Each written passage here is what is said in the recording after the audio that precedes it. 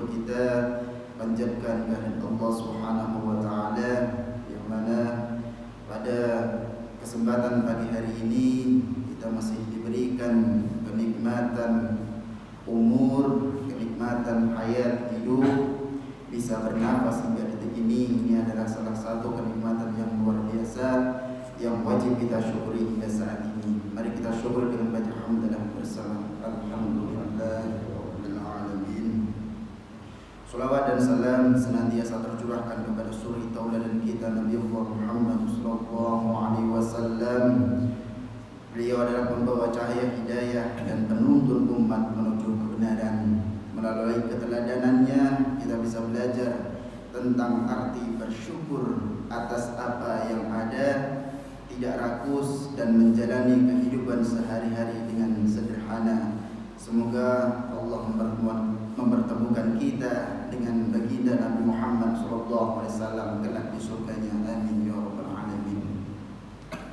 Jamaah salat subuh yang dirahmati Allah, sudah semestinya kita semua melatih diri kita untuk selalu bersyukur atas setiap karunia dan nikmat yang telah Allah berikan kepada kita semua.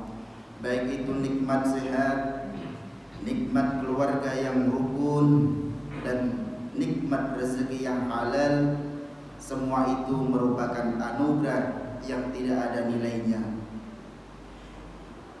Maka mensyukurinya merupakan keharusan yang tidak boleh kita tinggalkan, karena syukur adalah bukti kita keimanan dan pengakuan atas segala karunia Allah yang diberikan kepada kita semua. Mungkin di antara kita ada yang bekerja dari pagi hingga larut malam, akan tetapi masih merasa adanya kekurangan-kekurangan. Ada yang punya rumah, ada yang punya kendaraan, dan ada yang memiliki gaji tetap, tapi hatinya masih merasa resah. Maka mengapa semua itu bisa terjadi? Sebab di dalam hati itu tidak hanya soal harta, tetapi tentang rasa syukur dan rasa cukup. Dan sebagaimana yang Allah janjikan kepada kita semua dalam firman-Nya, bahwa siapa saja yang pandai bersyukur atas apa yang ia terima, niscaya akan dia tambahkan nikmat kepadanya. Namun siapa saja yang tidak mau bersyukur dan bahkan mengingkari apa yang telah Allah berikan, maka azabnya sungguh sangat pedih. Dalam Al-Quran disebutkan, A'udzu billahi minasyaitonir rajim, wa id ta'adzana rabbukum la in syakartum la azidannakum wa la in kafartum inna 'adzabi lasyadid. Ingatlah ketika Tuhanmu memaklumkan, sesungguhnya jika kamu bersyukur, niscaya aku akan menambahkan nikmat kepadamu, tetapi jika kamu mengingkari nikmatku, sesungguhnya azabku benar-benar sangat keras. Orang-orang yang bersyukur hakikatnya adalah orang yang telah diberi anugerah qanaah oleh Allah Subhanahu wa taala.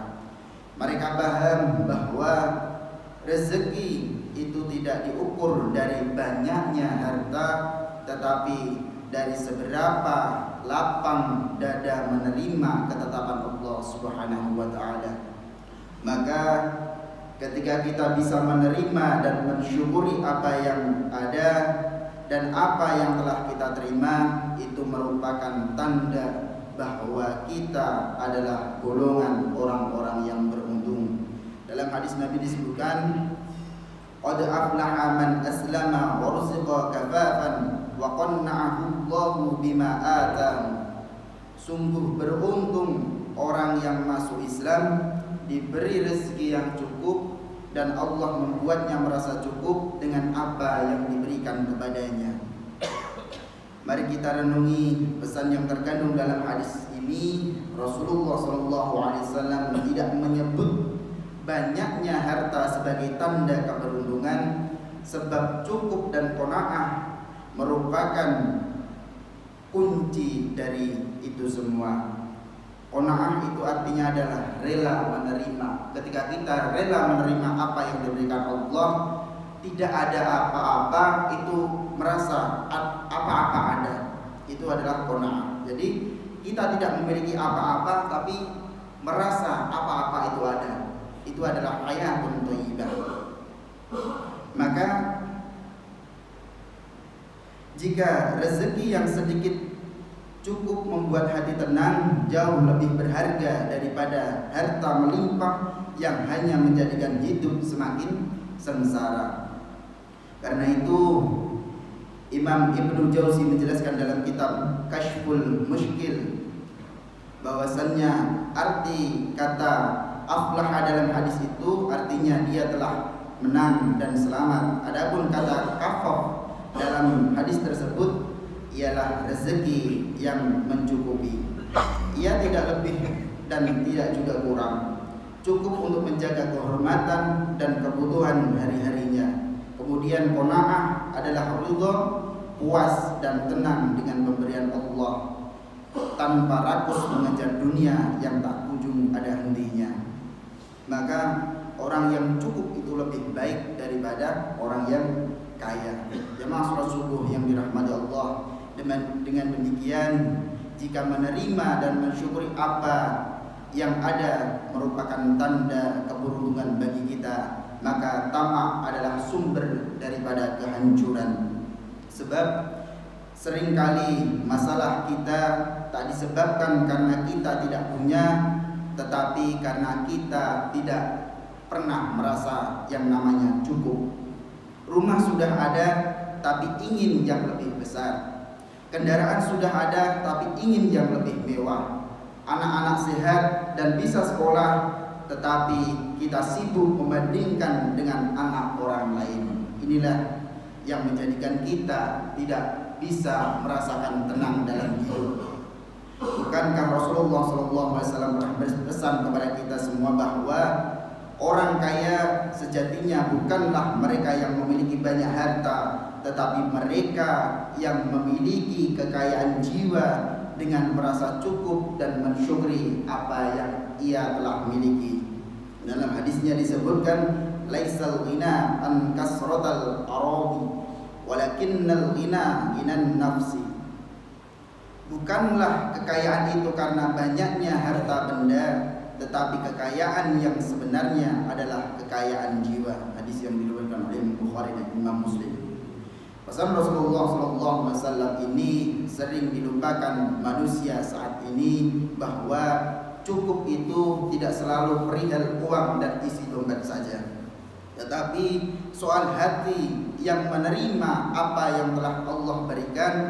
Maka kita tidak perlu heran jika di tengah keterbatasan orang yang bersyukur dan qanaah bisa hidup lebih damai daripada mereka yang kaya tetapi tidak pernah merasa yang namanya puas. Jemaah salat subuh yang dirahmati Allah, kekayaan yang sejati bukanlah banyaknya harta, melainkan lapangnya jiwa dan sedikitnya tamak. Orang yang senantiasa ingin menambah dan tak pernah puas dengan apa yang dimilikinya, sejatinya bukanlah orang yang kaya meski menumpuk banyak harta di tangannya. Oleh sebab itu, marilah kita bersama-sama merawat jiwa kita dengan penuh rasa syukur dan qanaah, menerima apa adanya. Mari kita terima apa yang telah Allah tetapkan dengan lapang dada, dan jangan biarkan hati kita diperbudak oleh keinginan yang tak berkunjung. Sebab sebanyak apapun dunia yang kita kumpulkan, tidak akan merasa cukup bagi hati yang kosong dari rasa syukur dan rasa cukup. Demikianlah kultum singkat pagi yang dapat kami sampaikan. Kurang lebihnya mohon maaf. Assalamualaikum warahmatullahi wabarakatuh.